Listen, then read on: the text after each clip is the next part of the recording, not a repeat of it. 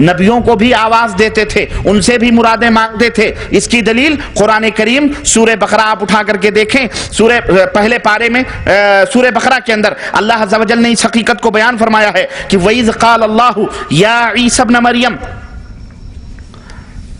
وَإِذْ قَالَ اللَّهُ يَا عِيسَى ابْنَ مَرْيَمَ أَأَنْتَ قُلْتَ لِلنَّاسِ اتَّخِذُونِي وَأُمِّي إِلَٰهَيْنِ مِن دُونِ اللَّهِ قَالَ سُبْحَانَكَ مَا يَكُونُ لِي أَنْ أَقُولَ مَا لَيْسَ لِي بِحَقٍّ إِن كُنتُ قُلْتُهُ فَقَدْ عَلِمْتَهُ تَعْلَمُ مَا فِي نَفْسِي وَلَا أَعْلَمُ مَا فِي نَفْسِكَ إِنَّكَ أَنْتَ عَلَّامُ الْغُيُوبِ۔ اللہ عز و جل نے فرمایا جی جب قیامت کا دن ہوگا، قیامت کے دن ہم حضرت عیسیٰ علیہ السلام کو بلائیں گے۔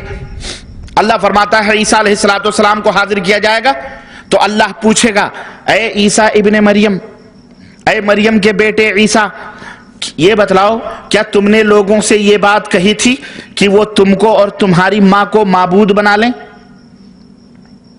تمہیں پکاریں؟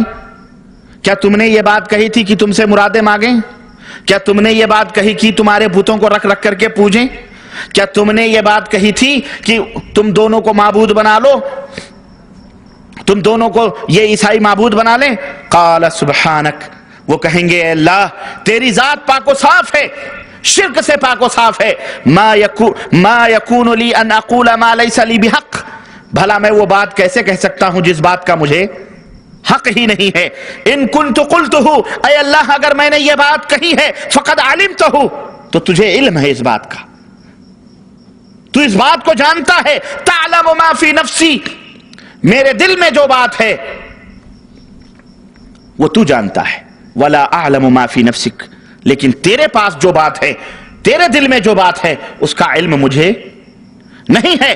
انک انت علام الغیوب، اے اللہ تو تمام غیبوں سے سب سے زیادہ جاننے والا ہے، تمام غیبوں کا سب سے زیادہ جانکار ہے۔ حضرت عیسیٰ علیہ السلام کیا کہہ رہے ہیں کہ اللہ مجھے اس بات کا حق کہاں سے پہنچا کہ میں دنیا کے سامنے یہ بیان کروں کہ میں تمہاری مرادیں پوری کرنے والا، تمہاری مشکل کشائی کرنے والا۔ اس آیت کریمہ سے یہ بات معلوم ہوا کہ جن لوگوں نے حضرت عیسیٰ کو معبود بنایا ہے وہ لوگ یقیناً قیامت کے دن اللہ تبارک تعالیٰ کے سامنے حضرت عیسیٰ ان لوگوں کا انکار کریں گے اور وہ مشرک ہیں۔ اور اس آیت کریمہ سے یہ بھی معلوم ہوا کہ کچھ وہ ہستیاں جن کو وہ پکارتے تھے، جن کو وہ لوگ آواز دیتے تھے، ان میں نبی اور انبیاء علیہم السلام بھی تھے، ہے کہ نہیں؟ صحیح بخاری کی ایک اور روایت، صحیح بخاری کی ایک روایت میں حضرت عبداللہ ابن عباس رضی اللہ تعالیٰ عنہ فرماتے ہیں کہ جب اللہ کے نبی صلی اللہ علیہ وسلم فتح مکہ کے وقت مکے کے اندر داخل ہوئے تو اس وقت آپ صلی اللہ علیہ وسلم نے دیکھا کہ کعبے کے چاروں طرف 360 بت بٹھائے گئے ہیں۔ ان میں ایک بہت بڑا بت حضرت ابراہیم علیہ السلام کا بھی ہے، حضرت اسماعیل علیہ السلام کا بھی ہے، حضرت مریم کا بھی بت ہے۔ چنانچہ اللہ کے نبی صلی اللہ علیہ وسلم نے اپنا ڈنڈا لیا اور ابراہیم علیہ السلام کی جو مورتی تھی اس کے گلے میں ڈنڈا ڈال کر آپ نے کھینچا اور اس کو توڑا اور فرمایا جاء الحق وزهق الباطل ان الباطل كان زهوقا، حق آ گیا ہے۔ اب حق آنے کے بعد میں باطل ہرگز نہیں رہ سکتا ہے۔ اس طرح سے حضرت ابراہیم علیہ السلام، اسماعیل اور حضرت مریم کے بتوں کو اللہ کے نبی صلی اللہ علیہ وسلم نے ڈنڈا ڈال کر کے، چھڑی سے لے کر کے، پیٹ کر کے اس کو درست کیا اور اس کو توڑ پھوڑ کیا۔ آج کل کے لوگ ہوتے تو کہتے اللہ کے نبی نے حضرت ابراہیم کی توہین کر دی، کیوں؟ ارے ابراہیم کی تصویر تھی، اس کو گلے میں ڈنڈا ڈال کر کے کھینچ، وہ ابراہیم علیہ السلام کی تصویر نہیں تھی۔ ظالموں نے خیالی تصویریں بنا کر حضرت ابراہیم کی نہ وہ تعلیم تھی، نہ حضرت ابراہیم نے اس بات کی تعلیم دی تھی کہ میرے بتوں کو پوجنا اور میرے بتوں کی عبادت اس طرح سے کرنا یا میری عبادت کرنا۔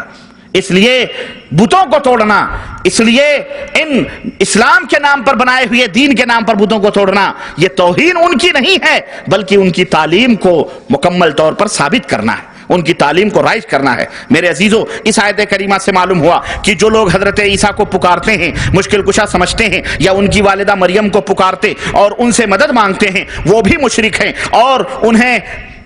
اور انہیں وہی لوگ اور جو لوگ ان کو پکارتے، جن لوگوں کو یہ لوگ پکارتے تھے ان میں انبیاء علیہ السلام بھی تھے. اسی طرح سے اور بھی صالحین اور نیکوکاروں کو وہ پکارتے تھے، جیسے لات ہے، منات ہے، ود ہے، سوا ہے، یغوث ہے، یعوق ہے، نصر وغیرہ. یہ تمام سب مشرکین مکہ ان کی پوجا کرتے تھے، جیسا کہ اللہ عز و جل نے قرآن کریم کے اندر بیان فرمایا ہے، اور صحیح بخاری کی روایات اس تعلق سے وارد ہوئی ہیں. میں اس میں داخل نہیں ہونا چاہتا. تو یہ وہ ہستیاں تھیں، یہ وہ ذات تھیں جن کی یہ لوگ پوجا کرتے تھے، جن میں انبیاء بھی تھے، فرشتے بھی تھے، اور اللہ کے موحد اور نیکوکار بندے بھی تھے. یہاں ایک بات یاد رکھیے، ایک بات آپ یاد رکھیے گا کہ یہ مشرکین جن ہستیوں کو پوجتے تھے ان کے بارے میں یہ عقیدہ نہیں رکھتے تھے، ان کے بارے میں یہ ایمان نہیں رکھتے تھے کہ یہ قوتیں یا یہ اختیارات ان کو اپنے آپ سے حاصل ہوئی ہیں، بلکہ وہ لوگ یہ عقیدہ رکھتے تھے کہ یہ سب اختیارات اور یہ سب تصرفات ان بتوں کو، ان جن کو ہم پوجتے ہیں، یہ اللہ تعالیٰ نے عطا فرمائے، اللہ تبارک تعالیٰ نے ان کو عطا کیا ہے. یعنی ان ہستیوں کی جو طاقت و قوت ہے، جو تصرف اور جو اختیار ہے، یہ عطائی ہے، یہ ذاتی نہیں ہے. وہ یہ عقیدہ رکھتے تھے. آپ کہیں گے یہ تو بہت بڑی بات ہے، اگر یہ مرحلہ آ گیا تو پھر تو ہمارے یہاں سارے کے سارے لوگ شرک کے اندر ڈوبے ہوئے ہیں اور یہی عقیدہ رکھ رہے ہیں. جب ان سے کہا جاتا ہے کہ بھائی ان کو کیوں پوجتے ہو، ان کو کیوں دستگیر سمجھتے ہو، ان کو کیوں تم مالک سمجھتے ہو، ان سے بیٹا بیٹی کیوں لیتے ہو، تو یہی کہتے ہیں کہ میاں یہ لوگوں کو اللہ تعالیٰ نے عطا فرمایا ہے، اللہ تعالیٰ نے ان کو یہ طاقت و قوت عطا فرمائی ہے. ہم یہی کہیں گے ارے یہی عقیدہ تو مشرکین مکہ کا تھا، ان نبیوں کے بارے میں، بزرگوں کے بارے میں، وہ بھی جن بتوں کی پوجا، جن کو بت بنا کر کے پوجتے تھے، وہ یہی عقیدہ رکھتے تھے کہ اللہ تعالیٰ نے ان کو عطا فرمایا ہے. یہ ذاتی طور پر اس کے مالک اور ذاتی طور پر اس اختیار اور تصرف کے خالق یہ لوگ نہیں ہیں. اس کی دلیل چاہیے آپ کو. اٹھائیے صحیح مسلم جو بخاری کے بعد سب سے مارکت العرا کتاب ہے. صحیح بخاری کے اندر اللہ کے رسول صلی اللہ علیہ وسلم نے اس تعلق سے کتاب الحج باب التلبیہ کے اندر یہ حقیقت واضح فرمائی ہے کہ یہ جو مشرکین تھے جب یہ طواف کرتے تھے خانہ کعبہ کا، جب یہ خانہ کعبہ کا طواف کرتے تھے یا حج کرنے کے لیے احرام باندھتے تھے، تو یہ مشرکین مکہ کیا کہتے تھے؟ لبیک اللہم لبیک لا شریک لک لبیک. اے اللہ میں حاضر ہوں، اے اللہ میں حاضر ہوں، اے اللہ تیرا کوئی شریک نہیں ہے، میں حاضر ہوں. اب یہاں تک تو بات صحیح ہے، لیکن اللہ کے نبی فرماتے ہیں یہ ظالم اگر یہیں خاموش ہو جاتے تو بات بڑی اچھی تھی، لیکن اس کے آگے ہم تو یہ کہتے ہیں نا کہ لبیک اللہم لبیک لا شریک لک لبیک ان الحمد والنعمت لک والملک لا شریک لک. یہ ہم مسلمان کہتے ہیں کہ یہ حمد اور ثنا، یہ ملکیت اور بادشاہت کا مالک ہے اللہ، تو ہی ہے، تیرا کوئی ساجی اور شریک نہیں ہے. لیکن مشرکین مکہ کس طرح کہتے تھے؟ وہ کہتے تھے لبیک اللہم لبیک، اے اللہ میں حاضر ہوں، اے اللہ میں حاضر ہوں، لا شریک لک لبیک، اے اللہ تیرا کوئی شریک اور ساجی نہیں ہے، اے اللہ میں حاضر ہوں. اللہ یہاں بڑھاتے تھے، وہ کہتے تھے الا شریکن ہوا لک تملکہ وما ملک. اے اللہ تیرا کوئی ساجی شریک اور پارٹنر نہیں ہے سوائے اس شریک کے جس کا تو مالک ہے، اور جن قوتوں کا وہ مالک ہے اس کا بھی اے اللہ تو ہی مالک. سمجھ آئی کہ نہیں آئی؟ الا شریکن ہوا لک تملکہ وما ملک. تیرا ایک ساجی اور شریک ہے جس کا تو مالک ہے، اور وہ ساجی شریک جن چیزوں کا مالک ہے اللہ، تو ان چیزوں کا بھی مالک ہے. یعنی وہ قوتیں، وہ طاقتیں، وہ تصرفات، وہ اختیارات، وہ سب اے اللہ تو نے انہیں عطا فرمائے ہیں. وہ اپنی ذات کا بھی مالک نہیں ہے، تو نے ہی عطا فرمائے ہیں، تیرے ہی دیے سے وہ سب کو بانٹ رہے ہیں، تیرے ہی دیے سے وہ سب کچھ کر رہے ہیں. یہ ان کا عقیدہ تھا. اعوذ باللہ. مشرکین کا یہی وہ عقیدہ تھا میرے عزیزوں، میرے دوستوں، جس کی بنیاد پر اللہ عز و جل نے انہیں کافر قرار دیا اور مشرک قرار دیا. یہ بات آپ کی سمجھ میں آ گئی ہے. تو اب آخری بات ہم آگے بڑھتے ہوئے ہم ذرا یہ بھی دیکھیں کہ وہ بزرگ ہستیاں ان کے ساتھ وہ عمل کیا کرتے تھے.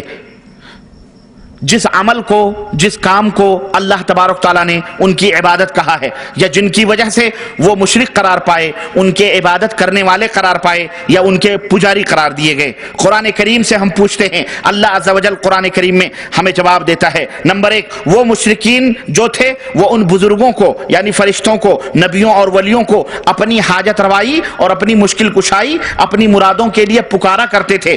चुनांचे अल्लाह रब्बुल इज्जत इरशाद फरमा रहा है, कुल इन्नी नुहीतु अन अअबुदल्लज़ीना तदऊन मिन दूनिल्लाह, सूरह अनआम आयत नंबर 56। ए नबी, आप दुनिया वालों से कह दीजिए, इन मुशरिकों से कह दीजिए कि मुझे अल्लाह ने मना फरमाया है, मुझे रोक दिया गया है उनकी मैं उनकी इबादत करूं जिनको तुम पुकारते हो। मुझे अल्लाह तबारक ताला ने मना फरमाया है कि मैं उनकी इबादत करूं जिनको तुम पुकारते हो। और ये बात आपको मालूम हो चुकी है कि जिनको वो पुकारा करते थे वो कौन लोग थे। वो चार किस्म की चीजें थी, नेक और सालेह लोग थे, अंबिया थे, पेड़ और पौधे और सूरज वगैरह थे, है कि नहीं, आपको मालूम है, और फरिश्ते थे, उनको पुकार। अल्लाह के नबी से अल्लाह तबारक ताला ने यह फरमाया कि तुम अपनी जुबान से इस बात का इजहार कर दो कि इन्नी नुहीतु, मैं मुझे मना किया गया है, अन अअबुदल्लज़ीना तदऊन मिन दूनिल्लाह, कि अल्लाह के सिवा जिनको तुम आवाज देते हो, पुकारते हो, मैं उनकी इबादत करूं। इससे मालूम हुआ कि दुआ करना या पुकारना यह भी क्या है, बोलो, इबादत है। और इबादत अल्लाह के लिए है। गोया पुकारो या दुआ मांगो तो सिर्फ किससे, अल्लाह अज़्ज़ा वजल से। अल्लाह के सिवा पुकारोगे तो ये क्या करार पाएगा, शिर्क करार पाएगा। और ये काम जो है कुफ्फारे मक्का, मुशरिकीन मक्का किया करते थे। नंबर 2, कुफ्फारे मक्का का दूसरा काम जिसको अल्लाह ताला ने इबादत करार दिया है वो ये था कि वो अपने माबूदों के लिए नजर नियाज और चढ़ावे वगैरह भी चढ़ाते थे। इसकी दलील कुरान करीम में अल्लाह रब्बुल इज्जत ने यूं बयान फरमाई है, सूरह अनआम आयत नंबर 136 कि वजअलू लिल्लाही मिम्मा ज़रअ मिनल हर्ज़ि वल अनआमि नसीबन फ़क़ालू हाज़ा लिल्लाह बिज़अमिहिम व हाज़ा लिशुरकाइना, कि उन्होंने, अल्लाह ने जो खेती और मवेशी पैदा किए हैं, ये खेतियां या मवेशियां जो अल्लाह ने पैदा किए हैं, उनमें इन मुशरिकीन ने अल्लाह का एक हिस्सा ठहराया और कहा यह हिस्सा तो अल्लाह का है और यह हिस्सा हमारे माबूदों का है। बिल्कुल वही बात है। यह बकरा कुर्बानी का है, यह बकरा गौसे पाक का। बिल्कुल वही मुशरिकीन मक्का वाला तर्ज। मुशरिकीन मक्का यह कहा करते थे कि अल्लाह फरमाता है कि एक हिस्सा उन्होंने अल्लाह का ठहराया और बोले ये अल्लाह का है उनके ख्याल में और ये हमारे शरीकों का है यानी बुतों का है। चुनांचे इस आयत करीमा से ये बात वाज़े हो गई कि मुशरिकीन जो है गल्ले और चौपाए और जानवर अपने माबूदों को नजर किया करते थे। आज भी डेगें ठनकाई जा रही हैं, आज भी मुर्गे लिए जा रहे हैं, आज भी बकरे लेके जाया जा रहा है और उन पर चढ़ावे चढ़ाए जाते थे उस जमाने में भी और आज भी। और नंबर 3, वो मुशरिकीन और अपने माबूदों के लिए क्या करते थे, जिसको अल्लाह ताला ने इबादत करार दिया है, वो अपने माबूदों के नाम पर जानवर भी ज़िबह करते थे। अपने माबूदों के नाम पर जानवर भी ज़िबह करते थे और सिर्फ नाम ही पर नहीं, नाम पर भी ज़िबह करते थे और उनके स्थानों पर ले जाकर के ज़िबह करते थे।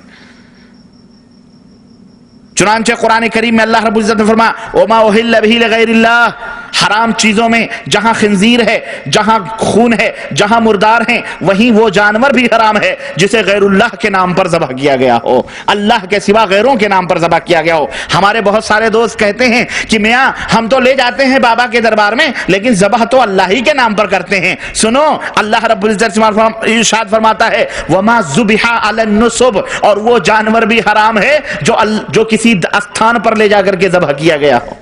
हाँ, जो मखसूस जहां शिर्क होते हैं उनके स्थानों पर ले जाकर के भले बिस्मिल्लाह अल्लाह अकबर कह के ज़बह करोगे, वो भी क्या हो जाएगा, मुर्दार हो जाएगा और वो भी शिर्क करार पाएगा। मेरे अजीजों, मजीद तफसीलात के लिए आप सूरह मायदा आयत नंबर 3 उठा करके देख लें। इसी तरह से नंबर 4, अपने माबूदों के लिए और भी वो क्या काम करते थे, अपने माबूदों के लिए वो मुजावरी भी करते थे। وہ مجاوری کرتے تھے، یعنی بتوں سے لگ لگ کر کے بیٹھتے تھے، بڑا قریب، بڑے ادب، بڑے احترام سے پھول عود اور لکڑیاں سلگا کر اور آگ وغیرہ جلا کر اور جناب علی خوشبو وغیرہ لگا کر وہاں مجاوری کیا کرتے تھے۔ چنانچہ اللہ رب العزت نے قرآن کریم میں اس کا نقشہ کھینچا ہے حضرت موسیٰ علیہ السلام کی قوم کا، اور فرمایا وَجَاوَزْنَا بِبَنِي إِسْرَائِيلَ الْبَحْرَ فَأَتَوْا عَلَى قَوْمٍ يَعْكِفُونَ عَلَى أَصْنَامٍ لَهُمْ، سورہ اعراف آیت نمبر 138، کہ جب موسیٰ علیہ السلام اپنی قوم کو لے کر دریا میں داخل ہوئے اور اللہ نے سمندر میں ان کے لیے دریا میں راستہ بنا دیا، تو جب اپنی قوم کو لے کر وہ دریا سے باہر نکلے تو وہ لوگ ایک ایسی بستی سے گزرے جس بستی میں لوگ بتوں کے پاس لگے ہوئے بیٹھے تھے، ان کے اعتکاف میں بیٹھے تھے، بتوں کے پاس اعتکاف کرتے تھے۔ ہاں، مجاوری وہی ہے کہ بتوں سے لگ کر کے بیٹھیں، یا قبروں کے اوپر جا کے مراقبے، جس کو کہتے ہیں مراقبے کرتے ہیں، تو وہ لوگ قبروں کے پاس